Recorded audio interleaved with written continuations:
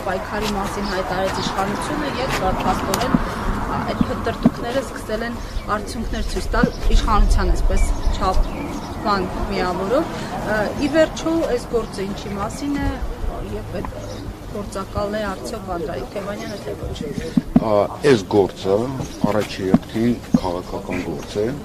եւ ունի միջպետական նշանակություն, որի հետևանքները լինելու են չափազանց ծանր Հայաստանի համար։ Այսինքն ինչ է տեղի ունեցել։ Ուրեմն ձեզ բացատրեմ, որ կա գոյություն ունեն միջպետական պայմանագրեր դաշնակից երկրների միջև։ Եվ ըստ միջպետական պայմանագրերի երկրները պարտավորվում են գրավոր ստորագրած միմյանց նկատմամբ լրտեսական գործունեություն չծավալել։ Եվ նման պայմանագրեր կան Հայաստանի եւ Ռուսաստանի միջև, նման պայմանագրեր կան Եվրոմիության երկրների միջև եւ հակառակը պարտավորվում են, որ հատուկ ծառայությունները միմյանց հետ ինֆորմացիաներ փոխանակեն, թմրաբիզնեսի հետ կապված, տերորիզմի հետ կապված եւ այլն։ Այդ պայմանագրերը Հայաստանի եւ Ռուսաստանի միջև նույնպես կնքված են եւ ԵԱՏՄ եւ ՀԱՊԿ-ի երկրների միջև։ Ինչ է նշանակում այս գործը։ Այս գործը նշանակում է, որ Հայաստանի իշխանության ղեկավարը պաշտոնապես հայտարարում է, որ Ռուսաստանը լրտեսական գործունեություն է իրականացնում Հայաստանի նկատմամբ, այսինքն թշնամական երկիր է։ Հետո դա իրավաբանորեն ձևակերպվում է մեղադրանքի միջոցով եւ հիմա դատական գործընթացն է գնում, արդեն դատարանի որոշումով ենթադրում ենք կհայտարարվի, որ Ռուսաստանը Հայաստանի հանդեպ թշնամի երկիր է։ Այսինքն դատարանի որոշումը դու գիտեք, դա ունի օրենքի ուժ, դա օրենքի տեսակ է։ Եվ եթե Հայաստանը օրենքով հայտարարվում է, որ գիտեք ինչ, եթե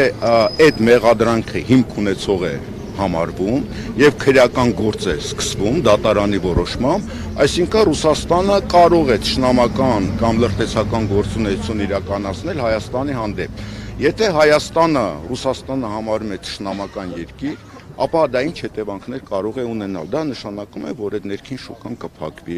Հայաստանի գյուղմթերքների 98%-ը իրացվում է Ռուսաստանում, ալկոհոլային խմիչքի 78%-ը։ Դա սկիզբն է։ Գազը 3 անգամ շուկայականից էժան գծով է վաճառվում։ Մարդիկ մոտ 4 միլիարդ դոլար ուղարկում են Հայաստան։ Դա նշանակում է Հայաստան տնտեսական կոլապսի առաջ է հայտնվելու։ Պարոն Դանելյան, եթե օրինակ այդ ենթադրյալ տեղեկությունը եթե իսկապես ինչ օրինակ փոխանցել է Ռուսաստանին, փոխանցել ասենք Ֆրանսիային,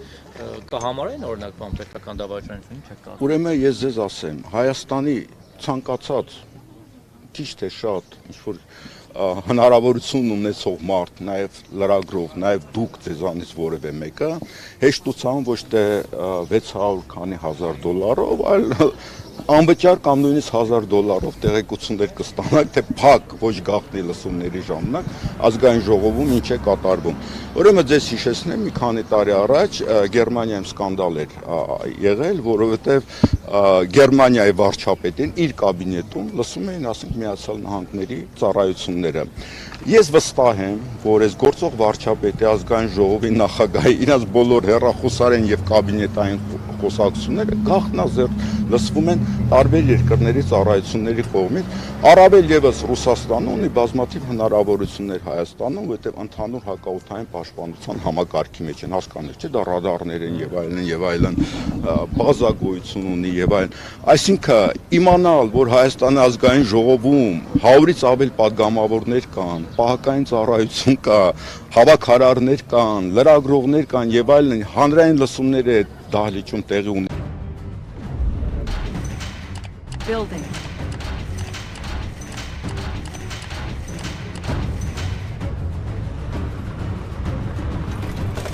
Mission accomplished.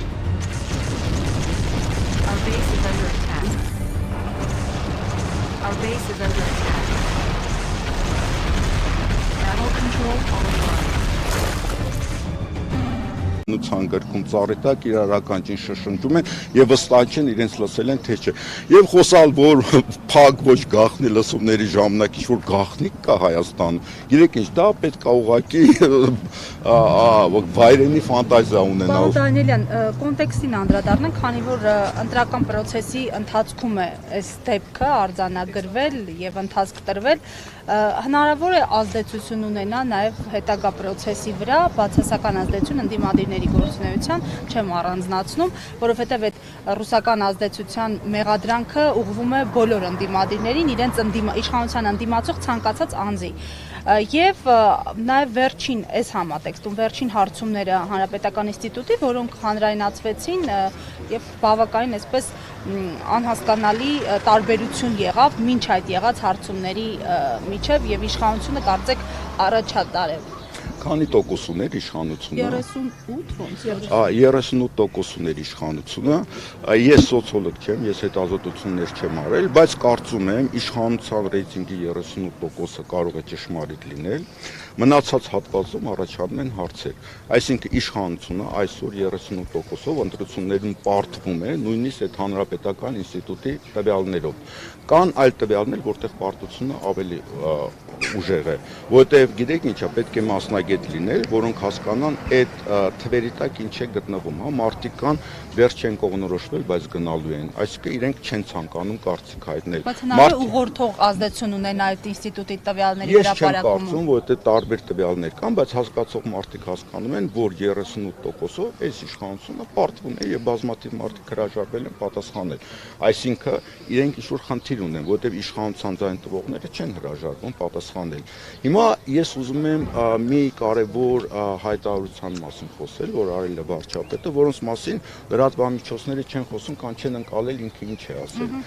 Ինքը իրեն հարց են տվել, որ 300,000 ադրբեջանցիներ կարող են բնակվել Հայաստանում եւ ինքը նման պարտավորություններ ունի, թե չէ։ Ինքը ասում է իմ իշխանության օրոք դա տեղի չունենա։ Մարդիկ չեն հասկանում ինքը ինչ ասեց։ Այսինքն, եթե ես չլինեմ իշխանություն, դա կարող է տեղի ունենալ։ Սա երկրորդ սերիան է իր այն հայտարարությամբ, որ եթե ինքը չընտրվի, լինելու է պատերազմ Հայաստանում։ Այսինքն, հերթական անգամ Հայաստանի հանրությանը շանտաժ են անում եւ մարդիկ չեն հասկանում դրա տակ ինչ է գտնվում։ Հիմա ո՞րն է այս իշխանության քաղաքականությունը։ Իրենց համար մեկ խնդիրը վերարտադրվելն է, ճիշտ է։ Վերարտադրվելու համար իրենք փորձում են ինչ-որ մի կողմից օգնություն ստանալ։ Օգնությունը աշխարհաքաղաքական է։ Այսինքն ինչ արևմուտքից օգնություն ստանալ, վերընտրվել, հետո ինքը ասում է մենք Ռուսաստանը հարգում ենք, Պուտինի հետ մոտիկ հարաբերություններ ունենք ընկերական, բայց մեր համար Հայաստանի շահը կարևոր է։ Որն է Հայաստանի շահը։ Ինքը բազմիցս ասել է, որ Հայաստանի շահը ինքն է ներկայացնում, որովհետև ժողովուրդը ընտրել ինքը ժողովրդի իշխանություն է եւ ինքը անում է այն, ինչ որ ժողովուրդն է ուզում եւ ժողովրդի անունից է ուզում։ Այսինքն ինքը ասում է, ես այո Ռուսաստանի հետ խնդիր չունեմ, բայց իմ շահը ավելի կարևոր է վերընտրվելու եւ ինքը հույս ունի վերընտրվելուց հետո գնալ Ռուսաստան, ինչպես հայտարարել է հունիսի 15-ին թե 18-ին եւ այսինքն ամեն ինչ ընդունել, այսինքն իշխանություն ունենա, ամեն ինչ ինքը պատրաստ է անել, բայց ես կարծում եմ դա արդեն չի լինի, որովհետև ինքը չափի սահմանը արդեն անցել է, իր նկատմամբ որևէ վստահություն չկա ոչ միայն Ռուսաստանում, այլ նաև Արևմուտքում, Իրանում եւ այլն, որտեղ այդ անձնավորությունն է, որը նախ իր խոսքերը փոխում է, անդադ ստում է եւ երկրորդը ինքը հուզական, ինչպես ինքը ասեց, հուզական մարդ է եւ հուզմունքի տակ կարող է այնպիսի որոշումներ ընդունել, որ Հայաստանը փաստի առաջ կանգնի եւ ծուղակում հայտնվի։ Հիմա Հայաստանը ծուղակում է հայտնվել։ Ես ուզում եմ կոչ անել Հայաստանի քաղաքացիներին, որ շատ լուրջ փորձություններ են մեզ սպասում եւ այս խնդիրը կարող են լուծել իրենք։ Այս ամեն ինչը կարող են կանգնեցնել իրենք։ Եթե իրենք այնքան հստակ կերպով արտահայտվեն եւ մենք հեռացնենք այս իշխանությանը, ապա այս փորձանքները մենք կարող ենք կանգնեցնել։ Նաեւ բարձր մասնակցություն եթե լինի։ Նաեւ բարձր մասնակցություն եւ բոլոր տվյալները ցույց են տալի, որ արդեն լինելու է շատ բարձր մասնակցություն եւ հատկապես ջախջախից պարտություն է կրելու գործող իշխանությունը Երևան քաղաքում։ Շնորհակալ ենք։ Խնդրեմ։